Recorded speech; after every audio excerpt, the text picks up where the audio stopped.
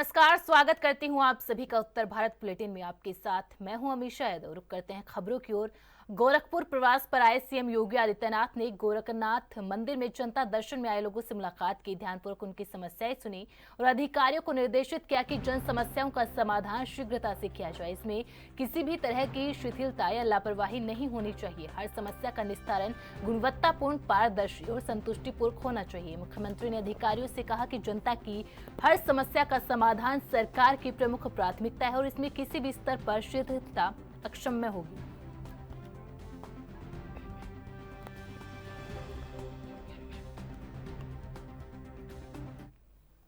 BJP विधायक शलभमणि त्रिपाठी ने Samajwadi party पर जमकर प्रहार किया और कहा कि समाजवादी पार्टी जब जब सत्ता में आती है अराजकता फैलाते। इस बार यूपी में कुछ सीट जीते तो हालात देखिए।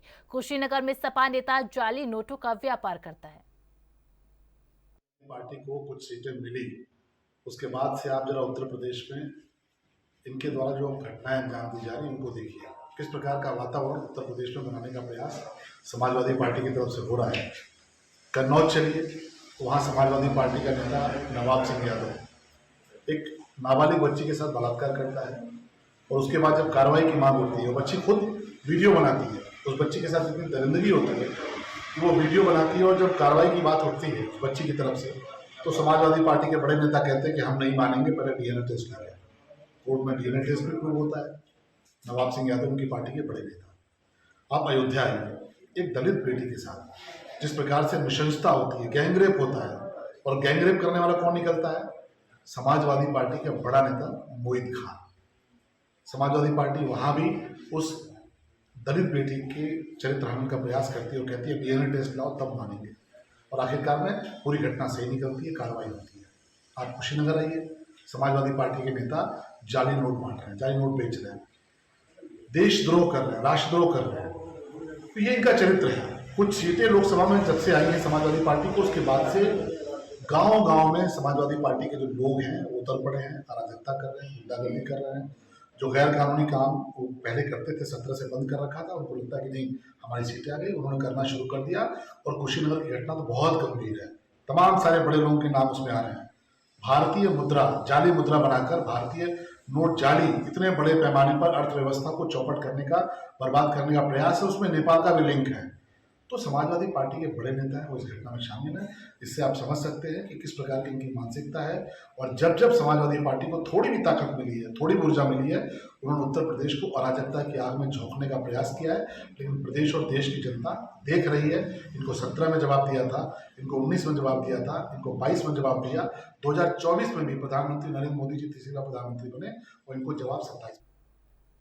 अफजाल अंसारी के बेतुके बयान पर स्वामी परमहंस आश्रम सगरा बाबूगंज के पीठाधीश्वर मौनी स्वामी ने जवाब देते हुए कहा कि संत समाज में नशा की कोई जगह नहीं। कुंभ मेले अथवा साधु समाज के सभी महात्मा नशेड़ी है और नशा करते हैं, उसको भगवान का प्रसाद मानते हैं। ये बहुत ही गलत बयान है। कुंभ मेला अनुष्ठान और मुक्ति के लिए लगता है। संत समाज के स्वाभिमान पर आक्रमण कतई बर्दाश्त नहीं है। सपा के नेताओं को कुछ न कुछ तो उपद्रव आता ही रहता है। अफजाल अंसारी ने भी एक ऐसी ही टिप्पणी समाज टिप्पणी है। उन्होंने कहा कि गांजा पी करके साधु लोग इसे बाबा का प्रसाद मानते हैं। मेरे धर्म में कहीं भी नशा की कोई जगह नहीं है। कोई व्यक्तिगत व्यक्ति कुंभ मेला व्यसन मुक्त के लिए भी लगता है। वहाँ यज्ञ होती है, अनुष्ठान होता है, पर्यावरण को बचाने के लिए, ऑक्सीजन को देने के लिए तपश्चर्या होती है, तप होता है, अनुष्ठान होता है, पूजा होता है, धर्म की रक्षा होती है और विश्व के कल्याण की बात होती है। अफजाल अंसारी को जानना चाहिए, वो केवल इस्लाम की जय बोलते हैं और हम सब विश्व की कल्याण की बात करते हैं। विश्व का कल्याण हो, चाहे पाकिस्तानी आतंकवादी के लोग हो, चाहे पश्चिम बंगाल हो, सभी को।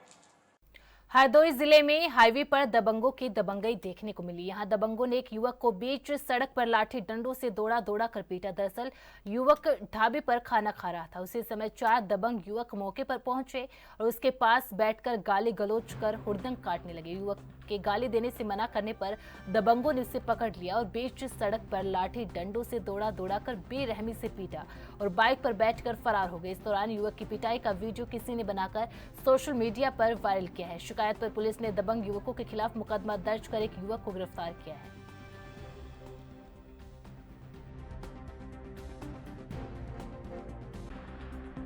सोशल मीडिया पर प्रसारित हो रहा है एक वीडियो जिसमें एक युवक के साथ एक ढाबे के सामने कुछ व्यक्तियों द्वारा मारपीट किया जा रहा है कि संबंध में दिनांक 29 सितंबर को वादी रऊफ अहमद की लिखित तहरीर के आधार पर थाना सांडी पर मुकदमा अपराध संख्या 385/2024 धारा 115(2), 352 और 311(2) पंजीकृत किया गया है एवं अभियुक्त को हिरासत में लेकर अग्रिम वैधानिक कार्रवाई की जा रही है। यूपी के अलीगढ़ में तेज रफ्तार से आ रहे ट्रक ने ई रिक्शा में पीछे से टक्कर मारी। टक्कर में 6 लोग गंभीर रूप से घायल हुए। सूचना मिलने पर पुलिस मौके पर पहुंची। पुलिस ने सभी घायलों को अस्पताल में भर्ती करवाया है। डॉक्टरों के द्वारा प्राथमिक उपचार देने के बाद गंभीर हालत देखते हुए उन्होंने अलीगढ़ मेडिकल कॉलेज में रेफर किया है। घटना की जानकारी मिलते ही पुलिस पूरी घटना की जाँच पड़ताल में जुट गई है।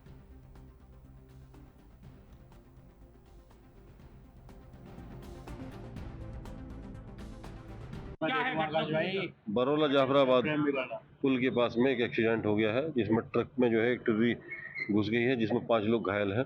3 लोग जीवन ज्योति हॉस्पिटल में हैं और 2 लोग जो मलकान सिंह हॉस्पिटल में हैं, जिसमें जो है हालत जो है 2 की थोड़ा सा क्रिटिकल है मगर वो रिवाइव हो जाएंगे जो है क्योंकि उनका इलाज चल रहा है ठीक तरह से और फिर भी हम लोग नजर बनाए हुए हैं। सर, जानकारी मिल रही है कि ई रिक्शा चालक नशे में था जिसकी वजह से ये हादसा हुआ। ये अभी नहीं कह सकते जो है क्या नाम है, अभी तो सब घायल अवस्था में ही है।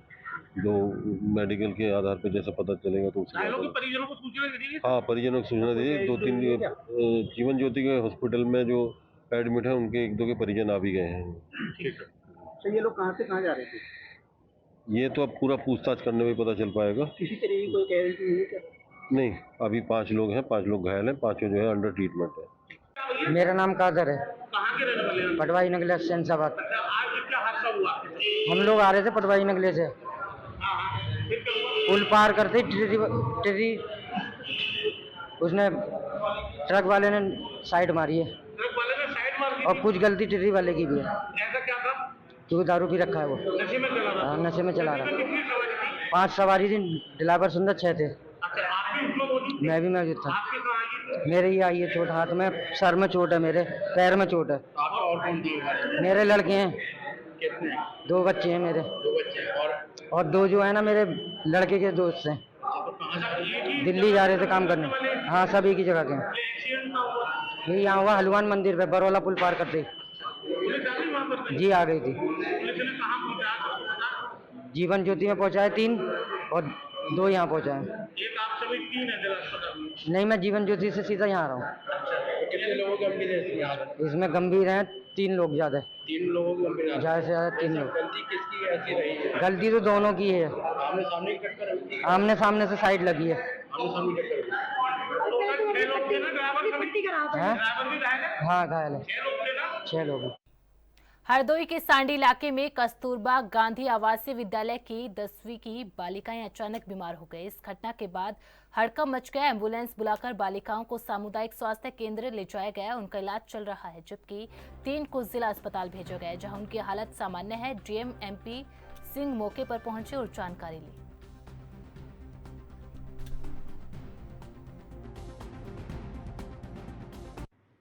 कस्तूरबा गांधी आवासीय बालिका विद्यालय है सांडी विकासखंड में, ये तहसील सवाईपुर क्षेत्र में पड़ता है। आज ये दिन में सूचना मिली कि वहाँ की कुछ बच्चियों की तबीयत अच्छी नहीं है, ठीक नहीं है। जानकारी मिलने के बाद मैंने तत्काल मेडिकल टीम भेजी और बेसिक शिक्षा विभाग के अधिकारियों को मौके पर भेजा। जानकारी मिली कि 10 बच्चियाँ ऐसी हैं जिनकी तबीयत कुछ नासाज हुई थी, कुछ ख़राब हुई थी। सबसे पहले 2 बच्चियों को लाया गया, फिर इसके बाद 2-3 और बच्चियों की तबीयत ख़राब हुई और शाम तक कुल 10 बच्चियाँ ऐसी मिली जिनके सिर में दर्द या उनके पेट में दर्द हुआ या पैरों में झंझनाहट आदि हुई। इसकी पूरी जानकारी के लिए मैंने डॉक्टरों की टीम लगाई, बट डॉक्टर शायद डिटेक्ट नहीं कर पाए। उन्होंने बताया कि सांस की कुछ प्रॉब्लम जैसी फील हो रही है, बट ये फिजिकल कम और साइकोलॉजिकल प्रॉब्लम ज़्यादा है। मैं स्वयं भी मौके पे गया, अस्पताल में बच्चियों से बात किया, उनके अभिभावकों से बातचीत किया। फिर इसके बाद कस्तूरबा गांधी आवासीय बालिका विद्यालय भी गया, वहाँ उनके रहन सहन को भी देखा, बच्चियों से बातचीत किया, उनका किचन भी जाके देखा, खान पान भी देखा।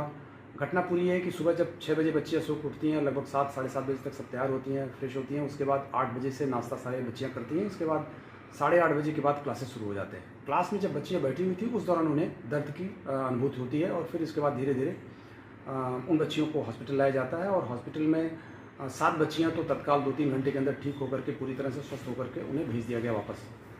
वो अपने पेरेंट्स के साथ चली गई। लेकिन जो 3 बच्चियाँ हैं वो भी पूरी तरह ठीक हैं, बट उनको एहतियातन हम लोगों ने हॉस्पिटल में रोका हुआ है अभी कि कहीं कोई प्रॉब्लम ना आए।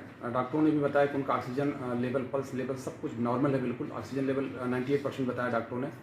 किसी प्रकार की और कोई प्रॉब्लम भी नहीं बताई। चेकअप अच्छे तरीके से किया डॉक्टरों की टीम ने। सीएमओ भी स्वयं थे, सीनियर डॉक्टर्स थे, पीडियाट्रिशियन थे, फिजिशियन थे, सभी लोग थे। बट अभी कोई कारण डिटेक्ट नहीं हो पाया कि वास्तव में बच्चियों की तबीयत क्यों ख़राब हुई। खाना भी ठीक ठाक है, मैंने खाना भी जाके देखा किचन में, सैम्पलिंग भी कराई। बाकी सारे बच्चे मतलब हंसते हुए मिले, खुश थे। उन लोगों से बात किया, बच्चे भी नहीं समझ पा रहे थे कि क्यों तबीयत अचानक से ख़राब हुई। 2-3 कारण हो सकते हैं जो मैं समझ पाया। हो सकता है बच्चों ने कोई ऐसी चीज़ खा ली हो जिसकी वजह से उन्हें कोई प्रॉब्लम हो बाहर से मंगा करके, या ऐसा भी हो सकता है कि बच्चों ने कुछ ऐसी चीज़ें देखी हो जिसकी वजह से उन्हें कुछ दर्द या अनुभव जैसा कुछ फील हुआ हो। बट क्या असल में वस्तुतः क्या कारण है ये समझ में नहीं आया। हम इसको डिटेक्ट कराने और कोशिश करेंगे कि पुनः इस प्रकार की घटना न होने पाए। बुलेटिन में फिलहाल इतना ही। आप बने रहे एएनबी न्यूज के साथ। नमस्कार।